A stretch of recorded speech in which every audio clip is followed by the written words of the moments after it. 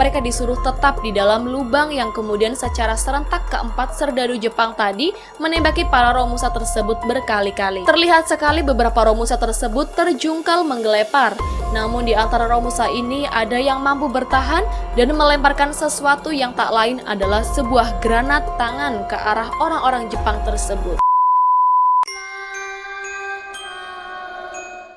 Halo, assalamualaikum warahmatullahi wabarakatuh. Balik lagi sama gue di channel Garasi Kisah.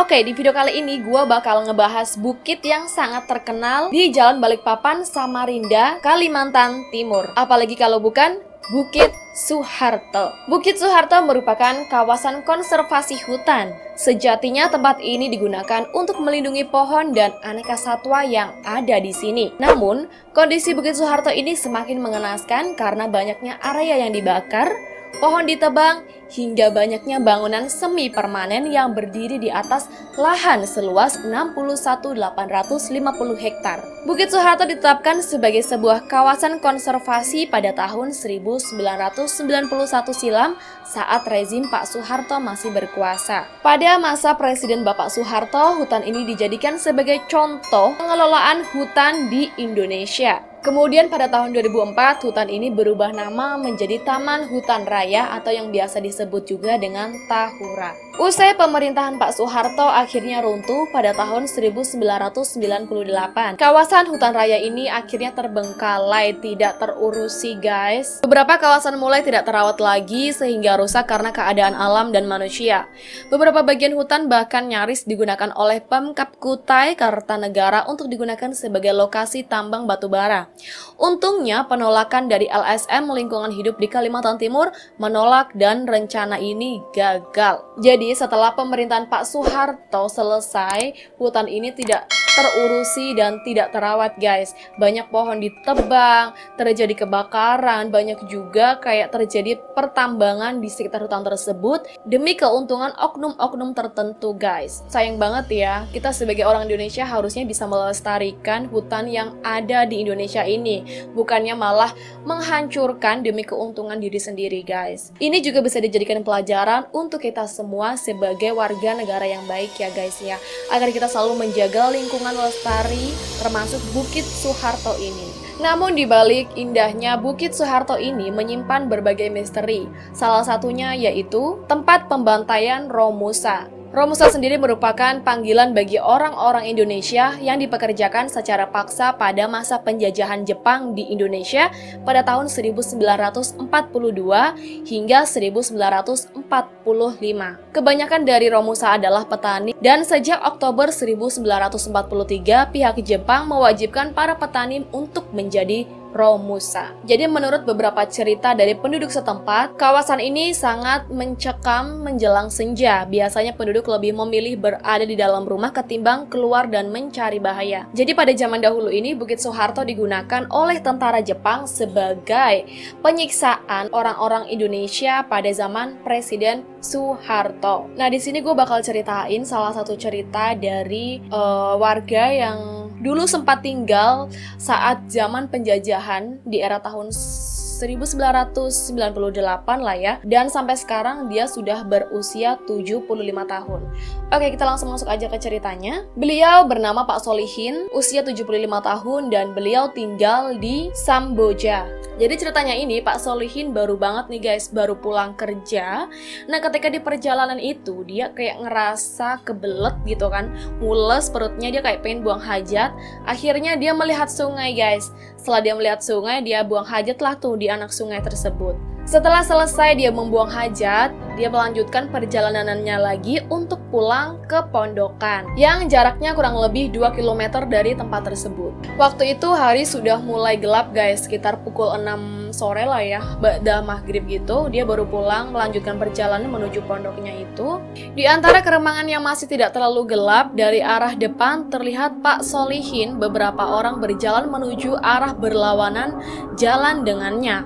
Sejenak Pak Solihin tak merasa curiga apapun, bahkan dia duduk pada sebuah batu di pinggir jalan sambil menggiling tembakau rokok dengan bermaksud mau merokok terlebih dahulu. Ternyata nih guys, setelah rombongan tersebut mendekati Pak Solihin, ternyata orang yang semakin dekat dengannya berjumlah 10 orang guys.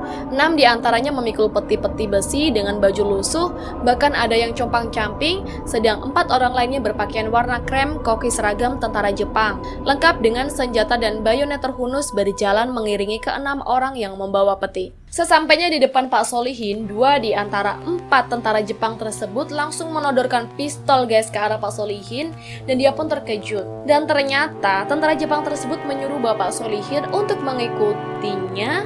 Akhirnya Pak Solihin pun mulai ketakutan dengan yang dilakukan oleh tentara Jepang tersebut. Mau gak mau Pak Solihin harus ikut dong ya dengan tentara Jepang tersebut, karena kan sambil ditodong-todongkan pistol, siapa coba yang gak takut. Akhirnya Pak Solihin pun mengikuti mereka dengan jalan setapak. Walaupun hari mulai gelap, mereka tetap naik turun lembah. Hingga pada akhirnya sampai ke suatu tempat yang agak lapang. Disinilah mereka berhenti, lalu diperintah menggali lubang. Salah seorang dari 6 orang yang mengikut peti berbicara setengah berbisik pada Pak Solihin yang mengatakan kalau mereka orang-orang Jawa yang dijadikan Romusa oleh tentara Jepang. Solihin bertanya dalam bahasa Jawa, apa yang ada di dalam peti yang mereka pikul? Oleh orang tadi mengatakan tidak tahu, tapi mungkin barang berharga yang akan disembunyikan di dalam tanah. Biasanya emas. Kalau sudah begini, mungkin kami mati di sini, kata si orang tadi sambil berbisik. Loh kenapa? Kami ini kan saksi yang tahu akan harta yang dipendam di sini. Jadi kalau kami masih hidup dan mereka kalah berperang, tentu hanya kamilah yang mengetahui apa yang kami kubur. Untuk tidak terbongkar rahasia ini, biasanya kami dibunuh oleh mereka. Lalu bagaimana kalian? Bisa kalian menyelamatkan diri? Tanya Pak Solihin, berbisik sambil melirik ke Jepang yang berjaga dengan senjata yang terarah kepada para pekerja yang menggali lubang. Tipis rasanya kami bisa selamat mas, tapi kami juga tidak mau mati sia-sia. Mas lihat saja nanti, jika mereka benar-benar membantai kami, untuk itu jika terjadi sesuatu, usahakanlah mas melarikan diri. Sekuat mungkin kami berusaha melakukan perlawanan, kata si orang Romusa tersebut dengan pandangan penuh harap. Kemudian dia pun berkata, mas jika terjadi sesuatu atas diri kami, tolonglah mas ingat tempat ini. Beritahu penduduk dan ambillah kerangka tubuh kami, serta kuburkanlah kami sebagaimana layaknya. Soal harta yang ada di peti-peti tersebut, mas bisa ambil saja atau terserah pada mas. Kemudian Pak Solihin hanya mengangguk di antara rasa kacau dan bingung dengan apa yang dialaminya. Ada rasa tidak percaya, tetapi dia dalam keadaan sadar dan apa yang dihadapinya adalah suatu kenyataan. Benar apa yang dikatakan oleh si Romusa. Usai mereka menggali lubang dan memasukkan peti-peti tersebut ke dalam lubang yang digali, mereka disuruh tetap di dalam lubang yang kemudian secara serentak keempat serdadu Jepang tadi menembaki para Romusa tersebut berkali-kali. Terlihat sekali beberapa Romusa tersebut terjungkal menggelepar. Namun di antara Romusa ini ada yang mampu bertahan dan melemparkan sesuatu yang tak lain adalah sebuah granat tangan ke arah orang-orang Jepang tersebut. Kemudian orang-orang Jepang tak menyadari akan hal itu. Mereka hanya dapat terkesima sejenak, kemudian terjadi ledakan yang membuat keempat orang tentara Jepang tersebut menggelempar, bahkan ada yang juga terjungkel ke dalam lubang. Sedang yang lainnya hancur berkeping-keping, ada yang terpisah tangan dan kepala mereka.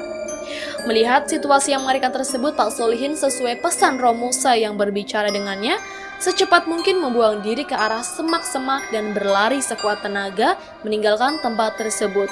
Kemudian Pak Solihin terus berlari dan tak tentu arah, hingga pada suatu tempat dia kehabisan tenaga dan terjatuh pingsan tak sadarkan diri. Teman-teman kerjanya khawatir. Mereka lalu pergi mencari Solihin dan baru ditemukan di bawah sebatang pohon besar dalam keadaan tak sadar. Karenanya Solihin lalu digotong dibawa pulang ke pemondokan. Setelah sadar, Solihin lalu bercerita dengan apa yang dialaminya. Dia dan kelompok pekerjanya lalu menyusuri jalan-jalan yang diceritakan Solihin. Namun, sehingga tengah hari lokasi yang diceritakan tidak ditemukan. Yang jelas daerahnya benar-benar di daerah pertengahan di sekitar gunung yang sekarang ada tower Telkom yang di kiri dan kanannya merupakan lembah berhutan lebat. Usaha pencarian lokasi tersebut kembali diulang oleh Solihin dan beberapa kawannya setelah jalan sudah selesai dan beraspal, yaitu sekitar tahun 1978. Namun bagaimanapun, upaya mencari tempat tersebut tetap saja sia-sia. Dan ternyata pengalaman pesulihin ini ada pula yang membenarkan. Katanya mereka pernah melihat waktu malam hari ada beberapa orang yang memikul peti dan dikawal oleh tentara Jepang di jalur jalan Bukit Soeharto. Nah, itulah dia tadi cerita tentang Bukit Soeharto dan Romusa. Gimana nih teman-teman semua di sini? Ada yang penasaran nggak buat datang ke Bukit Soeharto di Kalimantan Timur? Barangkali kalian di sana ketemu dengan Romusa, terus ditunjukin, "Hai, di sana ada harta karun," gitu kan? Dan tiba-tiba kalian bisa kaya mendadak, guys. Silahkan dicoba ya buat yang berani aja. Kalau gue sih nggak berani ya. Oke, sekian dulu dari gue. Terima kasih sudah menonton video ini sampai habis. Jangan lupa juga untuk klik tombol subscribe-nya. Wassalamualaikum warahmatullahi wabarakatuh.